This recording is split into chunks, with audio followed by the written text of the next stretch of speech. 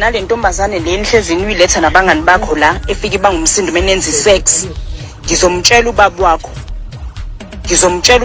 Sikhathele le ntombazane lokhu izosibangela umsindo la. Iyaqala kanti yona ukwenza isex njalo ihlezi bangumsindo. Ngihlala nezingane mina la. Sikhezi lokhu bangumsindo lengane kanti ivirgin yini yona. Sesikhathele yona ifoko off indaba yayo la. Adabantu ngizofonela ubaba wakho ngimtshele. Ngizomfonela ubaba wakho ngimtshele. Nonsense le. Ayihloniphi le ntombazane. Iyasaba iyaqala inganti ukulala nomfana yona. Ukuthi ngasenzela umsindo kanje awuzama uyisotha out le ndaba wena nomnenhle. Cela uzama uyisotha out. Muhluleke lokho ngizoshaya ucingo lebaba wakho.